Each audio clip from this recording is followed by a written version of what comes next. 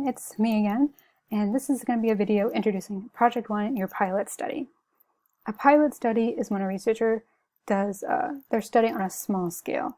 The reason is they want to practice their idea, their questions, their topic to make sure it's feasible, and that way they feel more comfortable or have the support they need to develop it into a full project. Because we are just starting out as researchers, beginning a Project 1 with a pilot study is a good way to feel more comfortable with ourselves as researchers. The requirements for the project are 3 components. The first is an interview. So you will actually need to find someone to interview. The interview should be 10 minutes long and have around 4 to 6 content questions. This will be a good amount of time to get the content you need. After that, you will need to administer some sort of consent form. As you will learn, ethics is very important, so I need to know that you are embodying the ethics of research.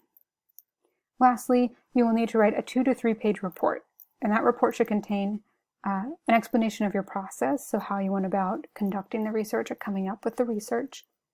It should be about your findings, so identifying some significant quotes and some significant analyses and conclusions from that. And then it should also have a reflection. So how do you feel now that you've done an interview? What would you change? What would you do differently?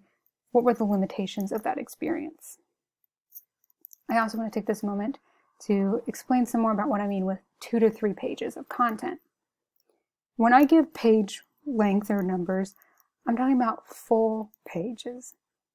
The metaphor I use is if you went to an ice cream parlor and ordered 2 scoops of ice cream. So you're so hungry, it's your favorite ice cream place, your favorite ice cream flavor.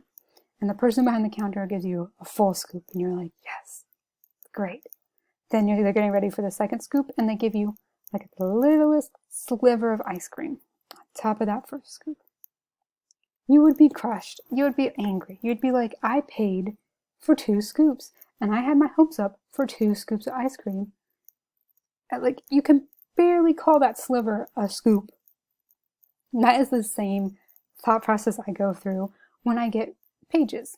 So if you give me a page and then a little sliver on the second page and you're like, that's 2 scoops. We both know it is not 2 scoop equivalents. You need full pages or as close to full as you can get. So think about, if you're at the ice cream parlor, how much of that second scoop would you need to consider it a full scoop? This project, I want us to look at page 33 of the textbook in the section called Make It Matter. In this part of the textbook, the authors are trying to encourage you as a student or you as the reader to think more critically about your assignments and why you're being assigned them. Because contrary to what TV has told you, I'm not an evil witch who wants to make you suffer. I actually have goals and objectives with my assignments. So please take a moment to try and answer these questions and feel more informed about what you're getting into and why you're getting into it. If you can't answer one of these questions, just email me and I can give you my perspective or my goal from it. I also want to talk about conducting the interview online because during this time we should refrain from face-to-face interaction.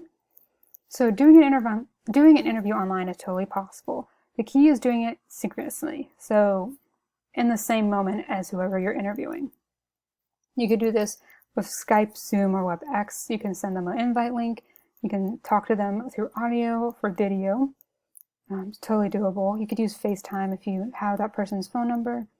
You can do a text chat, so you can use, honestly, Zoom and just use the little chat window together. You can call them on your phone. And then I would say as a very last resort, you can use email. But it would be not very effective because it would probably take 5 times as long to email back and forth, and you risk losing emails or getting confused. So I would encourage you to try and use your phone or your computer. For the consent form, which usually is like a piece of paper that they sign, instead you can email it to them as a PDF and they can sign it electronically. Or you can create a Google form which they select that they consent and type in their name. And we will tackle Google Forms, I think, next week, so don't worry too much about that. Lastly, I have a recommendation for you, which is to record or take notes during your interview, because you will tell yourself, I'll remember that quote, I'll remember word for word, and then a weekend will pass, and then you'll be like, I forgot everything. Rather than make up a quote, you should just record it and be able to reference it.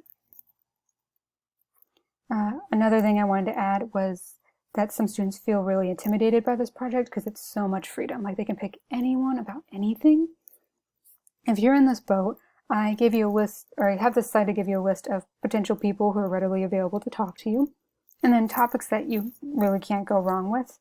But overall, I would encourage you just to think about your own goals and the goal of a conversation. So what do you want to know more about? What are you intrigued by? And how can you pursue that? It's whatever you want to do. All right, this last slide is going to be about grading, so I can explain holistic again and the grading criteria. For every project, I have the same grading criteria, and those are the 5 tenets or values of every type of writing. Like, regardless of this class, every writing has these components. So what I do is I have the rubric for every assignment on Canvas that has these tenets, and then I additionally provide some details so you know what that looks like in the scope of the assignment. So as I read your piece, rather than deduct for like simple mistakes or line by line, I'm going to read the piece and at the end come up with, what does this paper resemble? Like, is this an A paper or a B paper?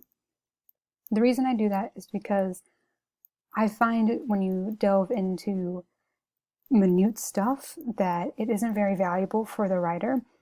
Because like, who is typing and being like, oh, semicolon here? Like, you write naturally, and one mistake doesn't ruin a piece, so I'd rather grade holistically.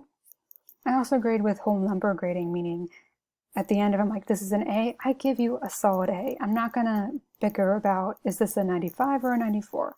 Is this an 86 or an 87? Because what does that even mean? Like, what is the difference between 86 and 87? What's the one mistake that takes you down from like a B to a B minus?